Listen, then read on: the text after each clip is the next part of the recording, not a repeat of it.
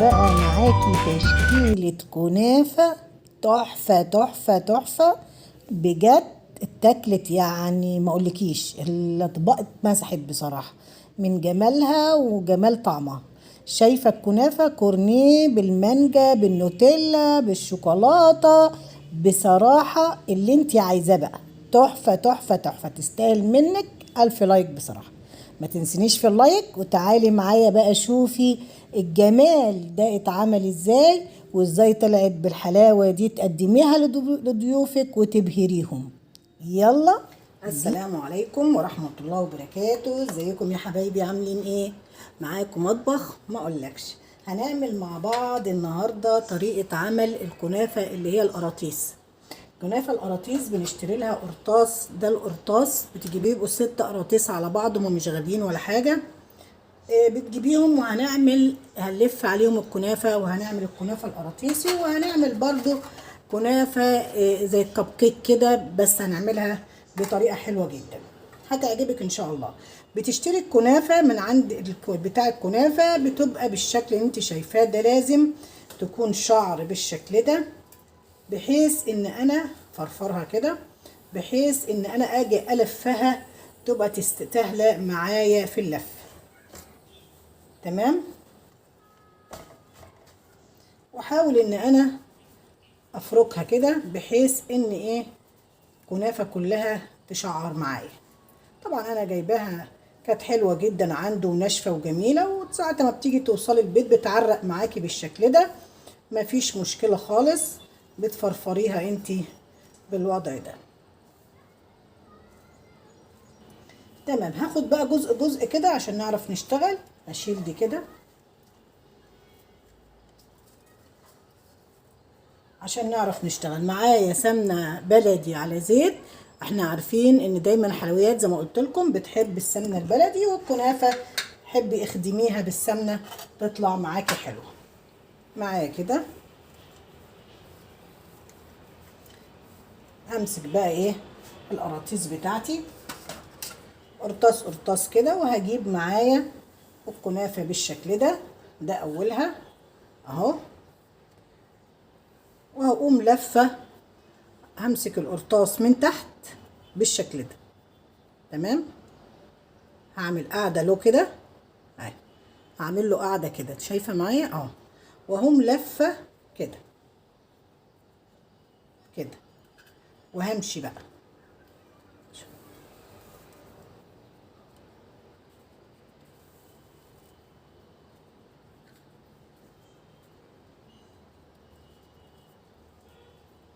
تحطي اللفه على اللفه كده، يعني مش توسعي، لا، عشان تمسك كلها في بعضها. حط اللفه على اللفه كده اهي بالشكل ده. اكمل كده اهو، واقوم لفه كده بالشكل ده كده اهي، واطلع لفوق. وانا ايه، اللي فوق على اللي تحت، اللي فوق عندي على اللي تحت كده كده.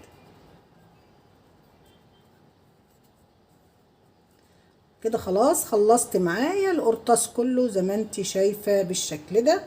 هشيل الزيادات دي كده، كله ده هيتشال لما تستوي اصلا اهي. وبقى عندي القرطاس بالشكل اللي انت شايفاه ده. احط بقى الايه في الصينيه عندي،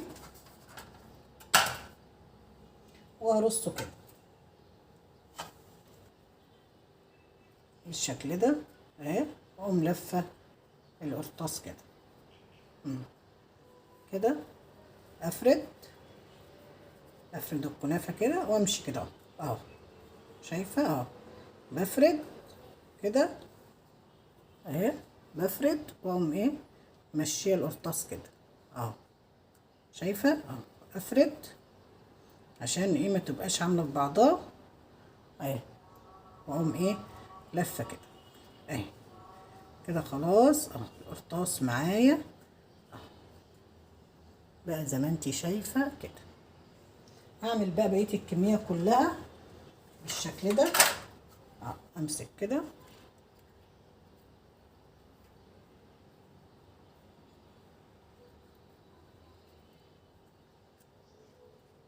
والف بقى.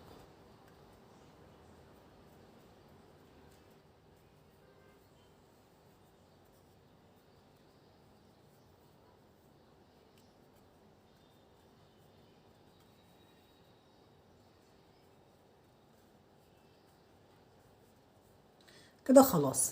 هعمل بقى بقيه القراطيس كلها لوحدي، وبعد كده هنشوف هنعمل ايه. كده خلاص القراطيس انا هكملها. عندي بقى الايه، الكب كيك. طبعا احنا لما بنعمل القراطيس هيبقى معاكي مثلا كنافه زي دي كده، اقوم واخداها كده واحطها هنا كده.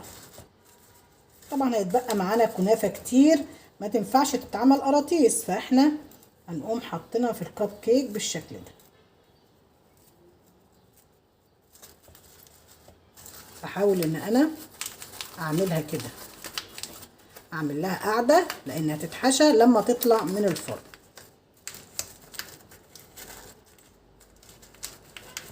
بالشكل ده.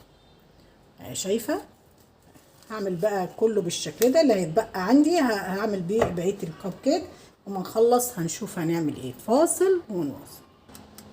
وكده انا خلصت زي ما انت شايفه.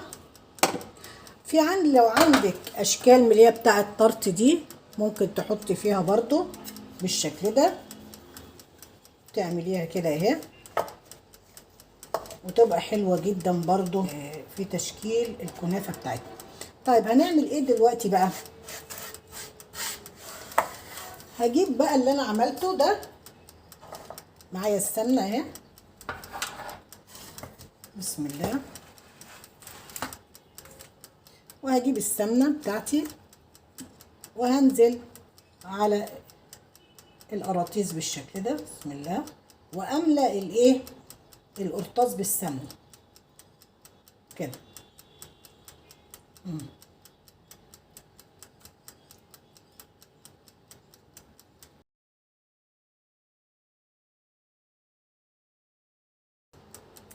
هحطهم بقى في الفرن على درجه حراره 200.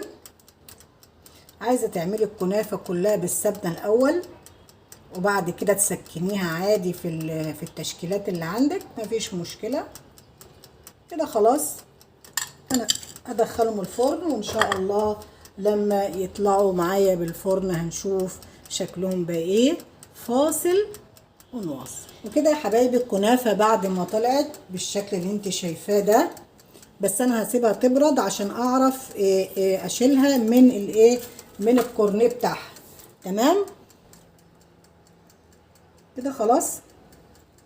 انا هسيبها تهدى علشان نعرف نشيلها. هنشيلها كده من الكورنيه بتاعها، فلازم ايه، تهدى معايا شويه. عادي طلعت على طول اهي، هتبقى بالشكل اللي انت شايفاه ده اهي. بس عايزه ايه، تهدى شويه لانها سخنه جدا اهي.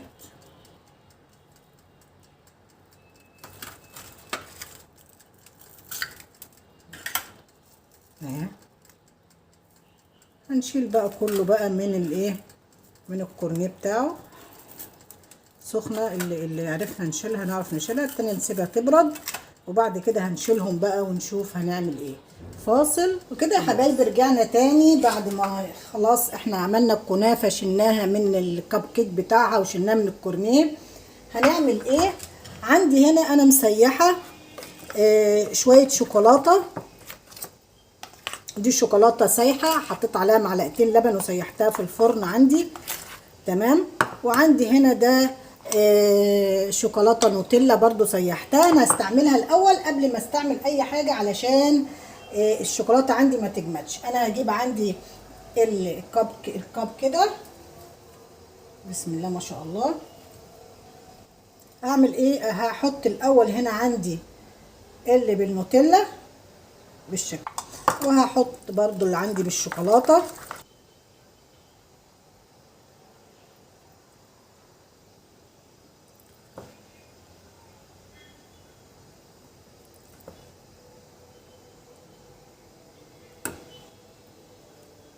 تمام كده. هجيب عندي اللي هو اللي في الطرت ده، وهعمل ايه دلوقتي؟ هنحط الاول هنا ايه، نكمل هنا النوتيلا.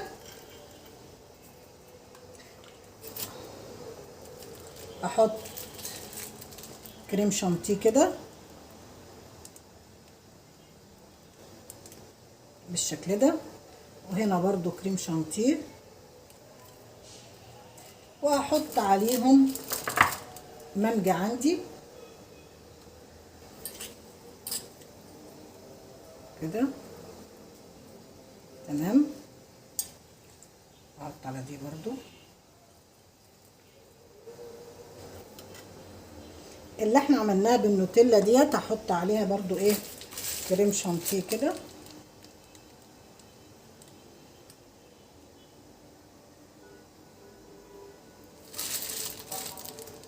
تعالوا بقى عندي ايه، للقراطيس. انا عايزه احط فيها مانجا بصراحه. هحط كده مانجا في القرطاس كده.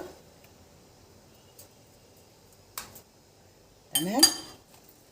ممكن تحطي شويه كريمه وبعد كده فوقها المانجا كده.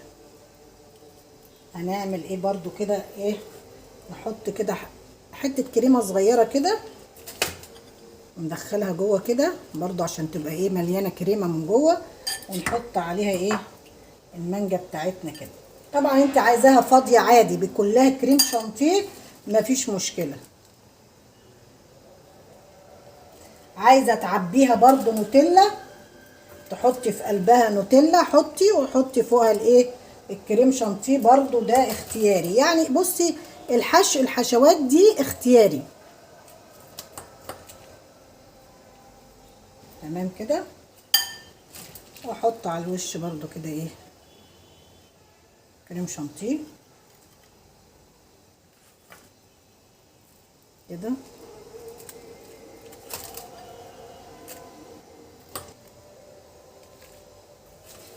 تمام بقى. خلص بقى ايه الكمية كلها، وبعد كده بقى هنشوف هنجرنش الطبق ازاي. فاصل ونواصل. وكده يا حبايبي خلاص بعد ما خلص طبقنا بالشكل اللي انت شايفاه ده، ما شاء الله، تشكيلة حلوة وتشكيلة جميلة. جربيها وفرحي اولادك، حلوة جدا. والطعم طبعا ما اقولكش. يا ريت لو عجبك الفيديو ما تنسينيش في اللايك، وما تنسينيش في الشير، ولو اول مرة تشوفيني ما تنسينيش في تفعيل الجرس ليصلك كل جديد. وكان معاكي مطبخ ما اقولكش. والسلام عليكم ورحمة الله وبركاته.